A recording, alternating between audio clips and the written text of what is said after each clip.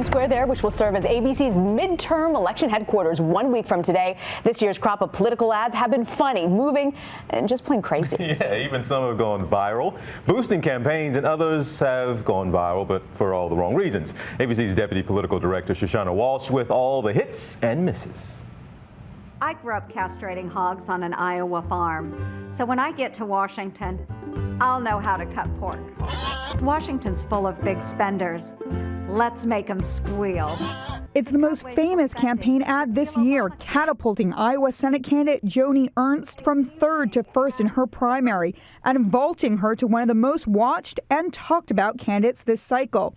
In one of the tightest races, she's locked in a fight with Congressman Bruce Braley in the battle for the Iowa Senate seat, a race that could determine control of the Senate. Pretty soon, you're going to want to do this to your TV. That's Dan Sullivan running against Democratic Senator Mark Begich in Alaska. Candidates shooting guns popped up in ads all over the country, and from Democrats too, including this one from Alison Lundergan Grimes in a fierce fight with Senate Minority Leader Mitch McConnell in the Kentucky Senate race. And Mitch, that's not how you hold a gun. There are the ads that have gone viral too, like this one from the conservative group Americans for Shared Prosperity. In 2008, I fell in love. His online profile made him seem so perfect. But by 2012, our relationship was in trouble. But I stuck with him because he promised he'd be better. He's great at promises. Yes, the president as a bad boyfriend. It's gone over 500,000 views, but still got panned as sexist. But no ad has gone slammed this cycle as this one from Wendy Davis, the Democratic candidate running for governor in Texas. Her opponent, Texas Attorney General Greg Abbott, was paralyzed in a freak accident in 1984 and confined to a wheelchair since. A tree fell on Greg Abbott. He sued and got millions. Since then, he spent his career working against other victims. Critics on both sides of the aisle slam the spot as desperate or worse. Abbott himself has his own ad explaining how he adjusted to life after his accident. I had to rebuild my strength.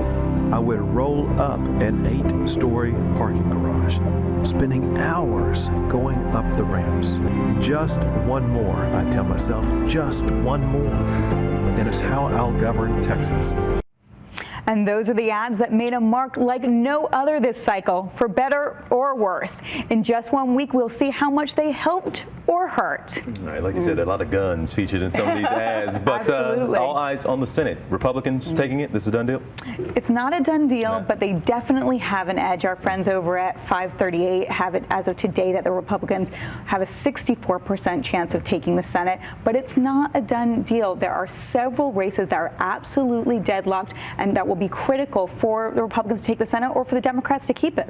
And is it true that we might not know the final results on election night? Believe it or not, we absolutely may not know next week because at least two critical states, Louisiana and Georgia, may go to runoff. Georgia's isn't even until January. And then in Alaska, they historically have take a longer time to count votes, especially from those rural counties. So we may be sitting here a week from today not knowing. Oh, boy. Oh, boy. We may not know in January. All right, ABC's Deputy Political Director, Shoshana Walsh, thank you so much. Thank you.